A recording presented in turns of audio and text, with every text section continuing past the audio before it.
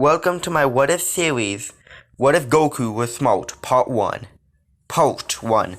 So, I will leave the link in the description for who made the very beginning of this. Not like made this series exactly, not like came up with this series, because I did.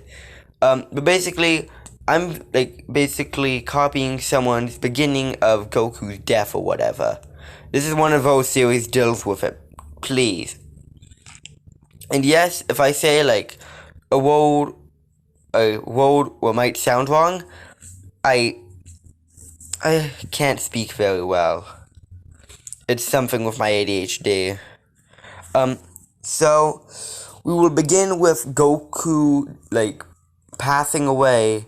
Before he died, he wished to be not wished, but in his mind he would wish to be reborn so he could do all the stuff he's done again and get smarter, get stronger, and not make as many mistakes as he did.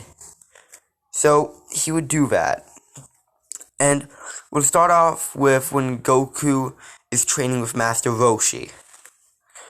Basically, Goku would instantly be transported into his mind, Goku almost tripping over but catching himself in time with his tiny legs, because he's in his childlike body.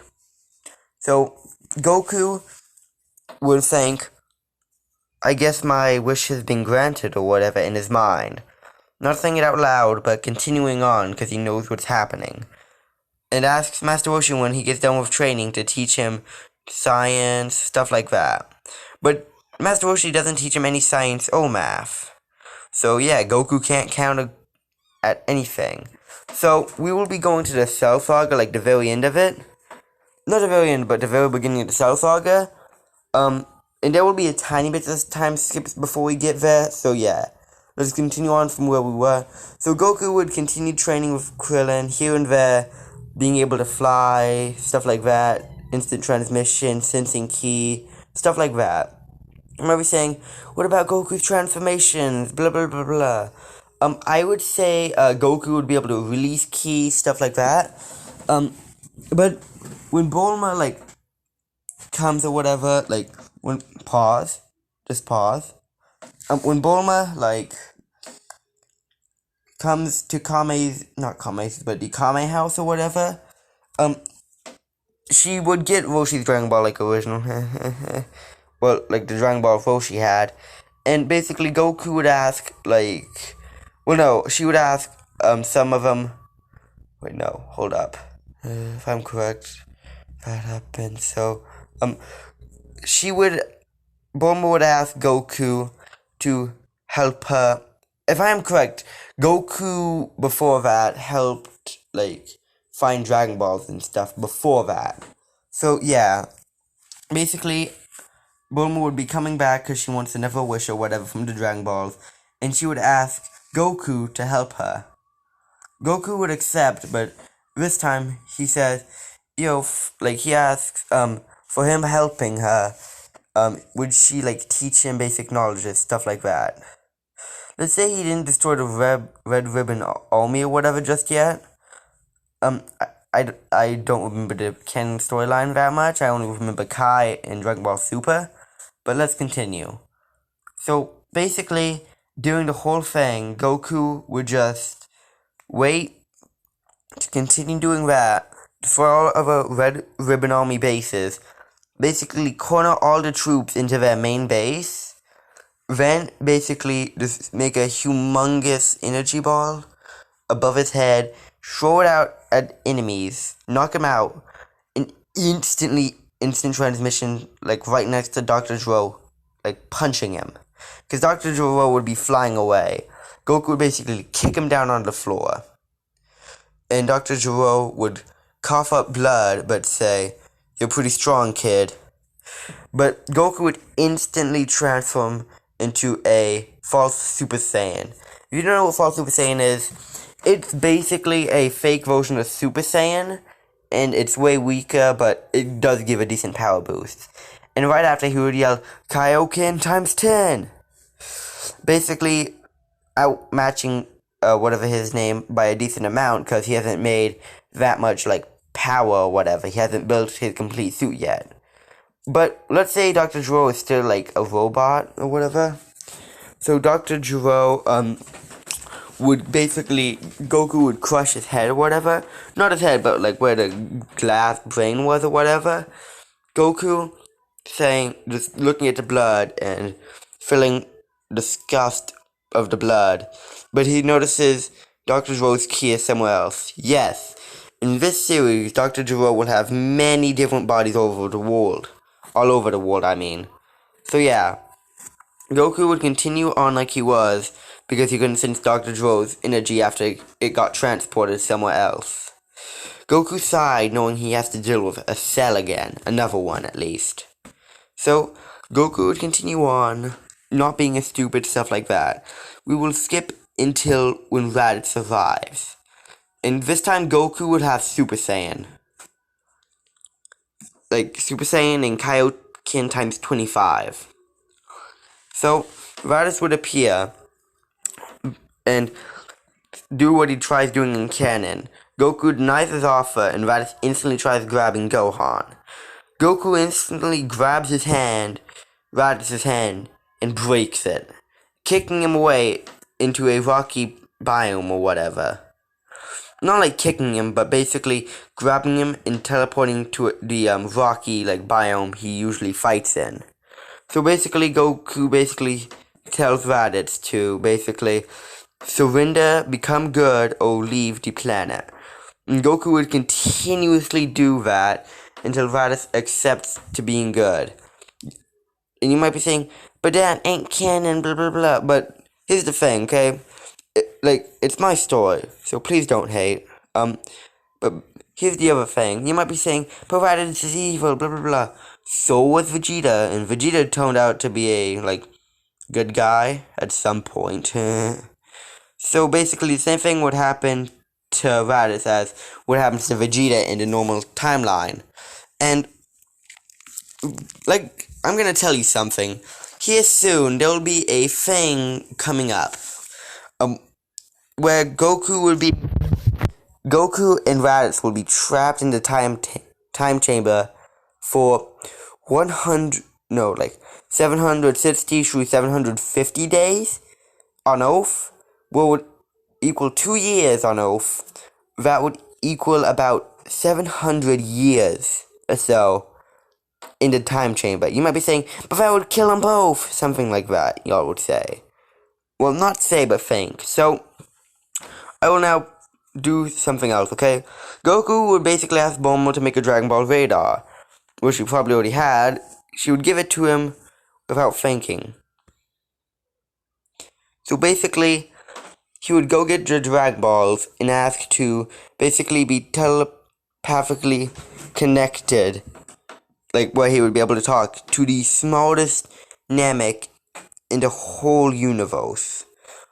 And Shinron would have more power in this thing, and basically be able to ask different dragons or whatever to do the wish or whatever. And he would say, your wish has been granted. And he would be basically speaking to Goro. And every single time someone gets smarter than Goro or whatever, he would be instantly telepathically connected to them instead of Goro. So Goro would basically be just sitting right in his base with Nail, and Goku would instantly just start talking to him, and Goro would instantly say, who the hell's talking to me? Or something like that. So, Goro would basically calm down after a while, and Goku asks, how do I make my Dragon Balls like yours? And Goro basically, states and helps him out while doing it. Basically, Goku would know how to make Dragon Balls, stuff like that. So Goku would add some science into that, making them even more powerful than canon. Basically. Because he's literally speaking to Goro, one of the smartest people on the whole of Namek. So basically, with a little bit of science and help from Goro, he would be able to have 4 wishes and another, basically 4 wishes and one other thing I will tell you about in a moment. No, 5 wishes and something else I'll tell you. Basically, his limits exceed what they used to be. So basically, Goku would summon Shinron after like disabling telepathic thing with Shinron, so he can't talk to Goku or whatever. And Goku basically asks for Shinron to basically give the hyperbolic time chamber infinite food for each person what goes in there. And he would say, "Your wish has been granted." And then Goku would instantly ask for the limit of the hyperbolic time chamber to become infinite then instead of 2 days. And then Shinron would say, "That wish has also been granted. Make your third wish." He wouldn't say last, because remember, he has 4. And Goku would ask one other thing. To basically make any person who goes into the hyperbolic time chamber not age inside of there. And he, basically Shinron would ask, "What do you mean by that?" Because Shinron doesn't basically know what he means. So Goku would explain, saying, "You'd still be able to age on Earth, stuff like that, but if you're in the hyperbolic time chamber, you won't age." Shinron, thinking about it, says, "Your wish has been granted. Make your final wish carefully." And Goku thinks about this for a while, because he basically has everything he needs. Goku would ask for one thing, and one thing only, right after that. Wait, hold up, let me think about this, because I forgot what I was gonna say.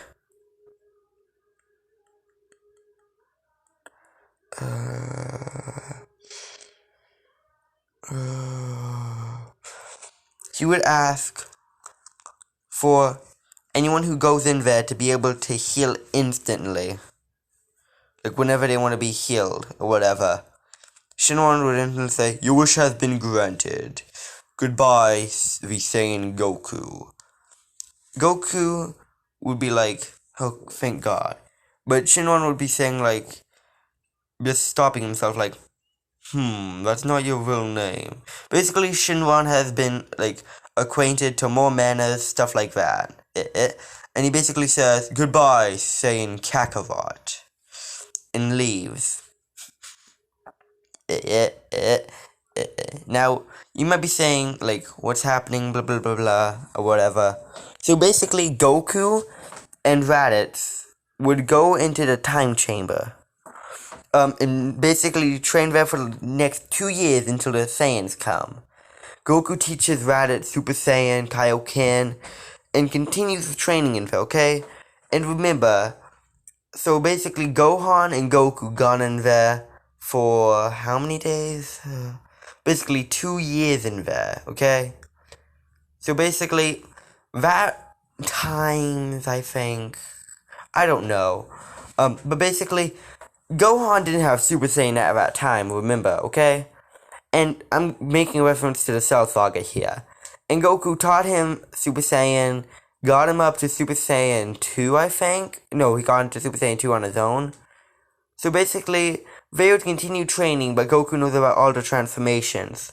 They would go in there and teach, and he would, like, teach Raditz Super Saiyan, stuff like that. And let's just say, like, Super Saiyan 3 is a thing for only the Goku family. You know I'm going there. So, basically, Raditz and Goku will train enough to go Super Saiyan 3 Kaioken times 100. But it would still take a lot of energy. And they would continue training for the next 5 years after that in the hyperbolic time chamber. Well, no, wait, they're stuck in there for a fucking long time. I forgot. So they would be training in there, okay? Eventually, they would be training so powerful, they would basically reach the realms of the gods. Let's see, like, say, Angel, Zeno, stuff like that could watch into that planet or whatever, like, into that dimension, stuff like that. So, as Whis is watching, Whis says, this might be the Saiyans Lord Beerus was talking about, and continues watching as they are fighting, and sees they've reached the realm of the god, but not as strong as Beerus, and thinks about it. He he instantly tries calculating how many days Goku and Raditz would be in there. And Whis instantly comes up with the idea 760 years in there. Basically in that dimension. So Whis thinks, so with the fact of what he did a few days ago, because basically Whis has been keeping an eye on all Saiyans. So Whis would watch both of them, basically go into the time chamber, stuff like that. And Whis will be watching them throughout like this whole series, basically. And let's say, basically, they continue training, they get up to a transformation called Super Saiyan God. But that's not the finishing thing of it. They continue on continuously. And you might be saying, but it takes Super Saiyan, stuff like that. Hold up, let me explain something to you. Vegeta never, done that stuff. But if you're training for long enough, I would say you would reach a state like Super Saiyan God. Like, Goku won't have Super Saiyan God, but he will have the power equal to Super Saiyan God in his full power. And they would continue on until Goku and Raditz gets the power of a Super Saiyan Blue. Free. You know where I'm going with this. Basically, every single transformation the Goku family gets, or the Bardock family, or whatever gets, they can instantly power that up with a Super Saiyan 3 type state. So say they get Super Saiyan God, they get Super Saiyan God 3 if they train hard enough. And then they can go up to Super Saiyan Blue God 3. You might be saying, does this work with Ultra Instinct? Only Ultra Instinct Mastered. But yeah, we'll get there I don't know. But basically, Goku and Raditz train there for so long, they both get to basically only knowing about training. They would also get a lot mind and stuff. They would be basically training every single thing. So basically, Goku and Raditz would basically have a lot of stuff to do. So in the meantime, when they're not training, whatever, they're usually just sleeping, talking, eating, stuff like that. And basically, over time, Raditz would become a good guy like Vegeta did. He would be a little bit more opening and stuff. So yeah, he would be better than the canon Vegeta at being a good guy, whatever, not having a grudge against everyone. But basically, him and Raditz would train into Super Saiyan 3, and their max transformation is Ultra Instinct. Not Ultra Instinct Mastered, but Ultra Instinct Omen. What's that? Basically, blue, normal hair color state Goku unlocked in the Tournament of Power before fighting Jiren. And a little bit of half the fight. Basically, the transformation Goku used and was basically clashing with Jiren. It was the transformation right before Ultra Instinct mastered the Whitehead state on my, thing right here. So basically, during this whole thing, they would get to Ultra Instinct Omen. And basically, that's only for dodging. It doesn't have that much of a power effect. But Goku and Raditz's body would basically make up for that, making him a lot stronger. And think about it, you might be saying, how would they unlock Ultra Instinct? They don't have God Ki. Well, they have a state, basically equal to God Ki or whatever. But basically, after, that many years and stuff, they would, be able to get on focusing of only training with each other, not, hearing about the surroundings or whatever. So basically, after a while, they would know, basically, stuff like that. And basically, anytime they would go out to train or whatever, they would leave a path or whatever. Something like that. So basically, they wouldn't really need to, care about anything that much.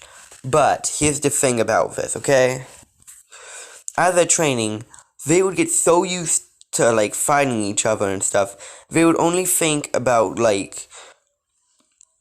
training with one another. That's all they would be able to think of. Basically, tapping into Ultra Instinct while fighting each other by accident. Or the Ultra Instinct type state. You know where I'm going with this.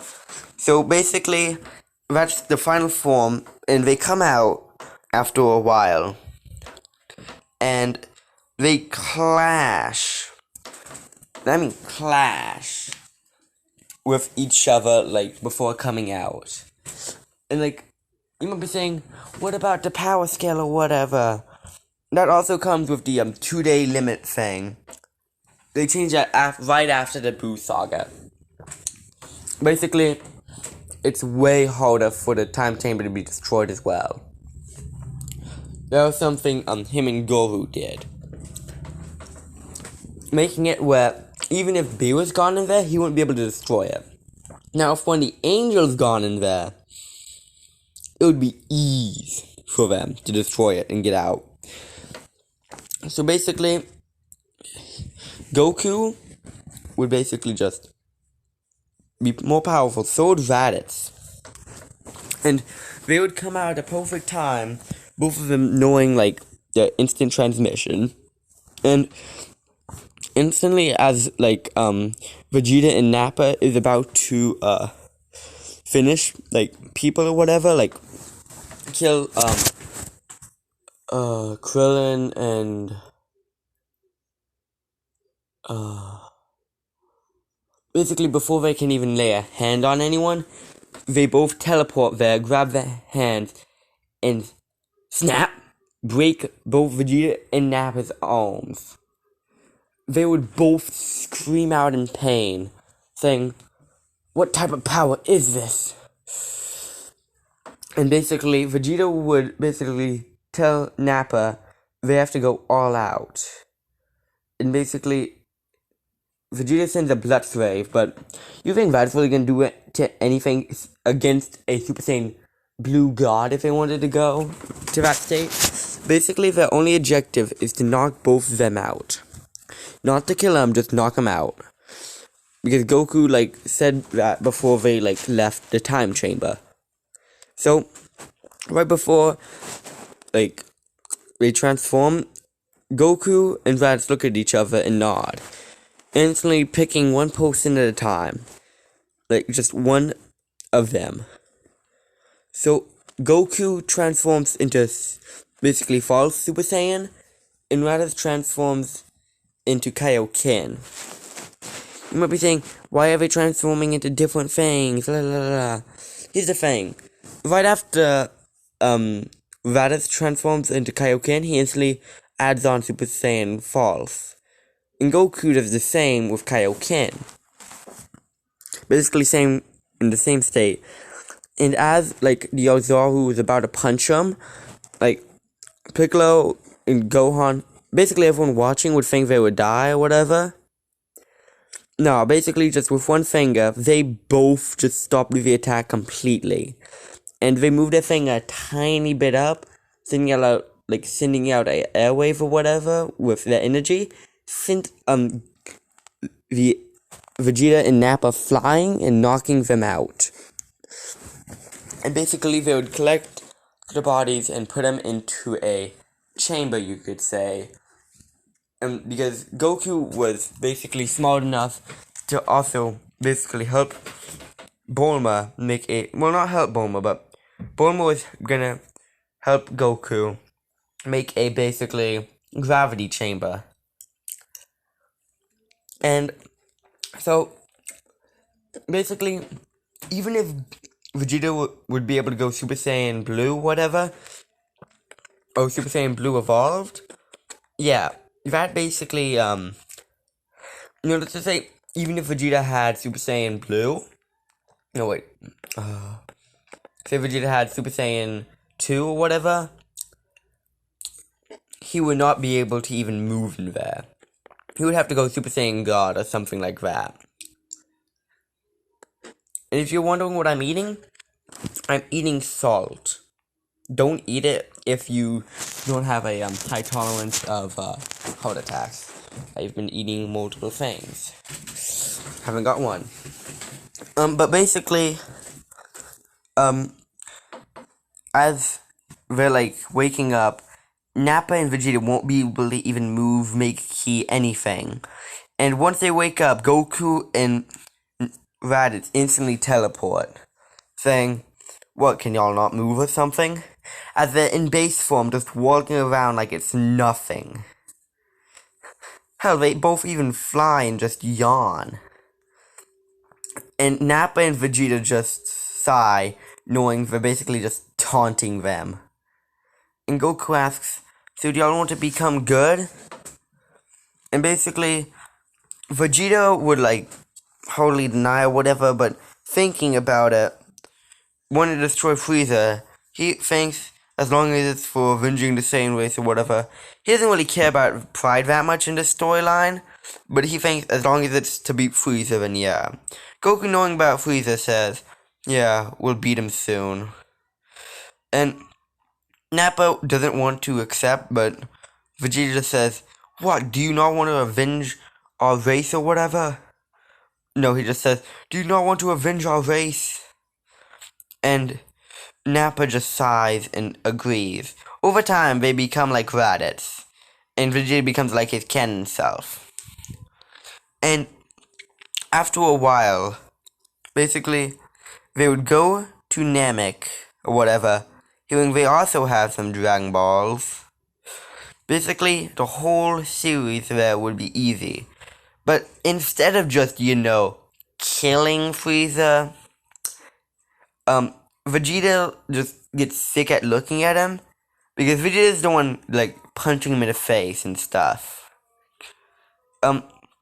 Vegeta asks, at this point, they gone into Time Chamber before going to Namek and stuff, and basically, Vegeta doesn't get Ultra Instinct, neither does Nappa, but they get, Nappa, they both basically, get into, no, they get Ultra Instinct, but, they don't get Super Saiyan 3 combinations and stuff, but instead they have evolved, Super Saiyan 3, no, Super Saiyan 2 evolved, Super Saiyan Blue evolved, Super Saiyan God evolved, stuff like that, basically.